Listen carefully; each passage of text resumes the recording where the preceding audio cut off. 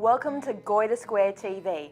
My name is Sarana Shutt and I'm an alderman at the City of Palmerston, and today we're talking to Emily from the COOLmob, Smart Cooling in the Tropics. Emily, nice to see you today. Thank you, Sarana. How are you? I'm very well. So, can you tell me a little bit about Smart Cooling in the Tropics? Yep, Smart Cooling in the Tropics is a new fully funded project by the Commonwealth Department of Industry. So we've received money to energy audit 480 homes in the Territory. It's the only one of its kind in the Northern Territory in a tropical environment. And we're looking at research and data after we audit those homes on what actions that we implement will actually make good savings on people's energy bills and also on their thermal comfort. So in 2014, I understand there's a lot of people that have received some very high energy bills, and I know that a lot of people are looking at ways that they can decrease their power bills, and that's the type of thing that you can help with, right? Yep, it's fantastic. It's only for eligible households, but it is a free funded project, so I reiterate that because it's really important. A lot of people get scared that, a free thing, but we go out to people's homes and we'll audit their homes, have a look at what they're using and how they're using energy in the home, the housing design, and then offer them some free services. And those services can range from monitors, energy timers for pools and pumps or appliances, then right through to the higher end stuff, which is external shading, shade cloth, blinds, as well as roof ventilation, air conditioning, clean. So there's a whole lot of free stuff, and we do help people understand energy bills and try and reduce it just through other actions as well in the home. So who's eligible for this? Okay, so anyone who owns a private home, so a private home or private rental, so it can be owned or mortgaged, or you can be in a private rental, and you have to be on eligible Centrelink payments, and those can range from New Start, pensioners, the carers allowance, carers supplement or carers payment. You can live in Yilly housing, and then you could just be meeting our criteria on low income, which could include the amount of children that you have or dependents in the home. So it's best to just give us a call and talk to us, Sarana, and we can talk you through what's eligible. So I also hear you run some really amazing workshops. Can you tell us about the workshops that you hold and who are they for? Okay, so they're for all our participants, but we have opened it up to pretty much anyone who might be interested in that category of coming along in our eligibility category. If they wanted to come along and have a look at how to understand your current energy bill, look at better ways to use their home and appliances to reduce their energy. And we hold those at the Palmerston Community Library as well as the Casuarina Community Library down there at Casuarina. So in 30 seconds, what are the highlights of what the COOLmob actually offer in Smart Cooling in the Tropics? Okay, free first and foremost. Friendly staff project officer to come out and have a look at your home, give you some really good ideas and give you a report on how you can do things better, as well as free actions. So some of those things I talked about earlier, some of those treatments that we can provide to your home, and the great workshops to follow up that. The workshop, the project finishes at the end of this year. So we've got 480 spots, of about 200 have gone.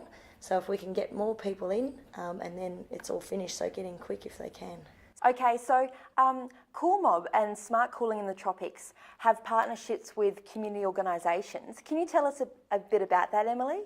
Okay, so we've partnered up with COTA, which is Council on the Ageing, Melaleuca Refugee Centre, as well as Yilly Housing and Carers NT, and they're partnerships to help us recruit people. So if anybody is already has a membership with those organisations, they can contact through them directly to get a hold of us. Otherwise, they help us recruit, and they obviously have a handout to all those people that might be eligible for this project. We also have a partnership with CDU, Charles Darwin University, and they're collecting all the data. So the data that we do collect in these surveys at people's energy assessments and audits, that goes to CDU, and then ultimately CSIRO, where they will be put into some sort of, hopefully, larger report that can look at housing needs and how we can improve people's thermal comfort in the future and housing design.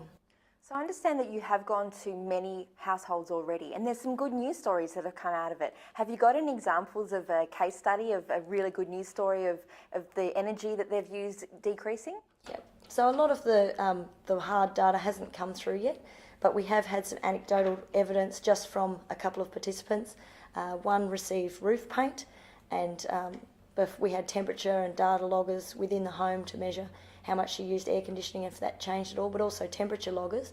And at first thing, within a few hours, she said that she realised that it'd be 2 to 3 degrees cooler on the temperature gauges that she was looking at with the roof paint going on. So that's one, just anecdotal evidence, but obviously the hard data will come at the end. Another lady here in Palmerston was audited, and she said that after we provided actions on her report to follow, she's compared it with her last wet season bill, and this wet season bill was actually 25% lower than last year. So just with some basic actions that we can, get people to do, and a lot of it's behaviour change as well. Wow, 25% decrease. Yeah, and that's awesome. It's usually very achievable too, just those sort of levels, because people don't recognise smaller things that they can do around the home. So when's the report going to be released? I think sometime in 2015, maybe mid to late January, even February, and that will be just the start report, but hopefully it will all feed into, as I said, larger data to CSIRO, and then we can get maybe some good policies back to government to say this is how people feel, and this is what they suffer from. Because thermal comfort, and we can recognise that it's not so much temperatures that we receive in Darwin, but the humidity that really knocks people around. Decreasing humidity, absolutely. I don't know how we're going to do that, but every little bit counts though. That's right. Have you got a website that people can go to? We do, so it would be www.COOLmob.org. So to contact COOLmob, what's the contact number to contact you, Emily? Okay, so if people are thinking that they might be eligible for this project, please get in quickly. The number is 89813642, and give us a call. We can always help you and check it out. And COOLmob might be able to put you on a list if you don't meet our eligibility for some other stuff outside of this project anyway.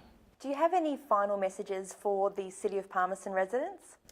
I think the biggest thing is to look at the housing design to start with, and try and use passive cooling where you can. Fans can often, and jumping in the pool can be so much better than switching on the aircon. Just turn it up a few degrees on the aircon and have a fan running at the same time. What is the ideal temperature that the air conditioner should be on? Okay, so we recommend 26 to 27 degrees with a fan running. And as I said, Sarana, it's not so much about the temperature, which people go, 27. It's actually about the humidity. So that's what the air conditioner will do. 27 is a very comfortable temperature for most people. With a fan running, it just reduces that humidity in the air. And it's really important to stay hydrated and jump in a pool whenever you can. Yes, that's correct. Thank you, Emily, from COOLmob, for coming by, and please continue to watch Gorda Square TV here at Palmerston.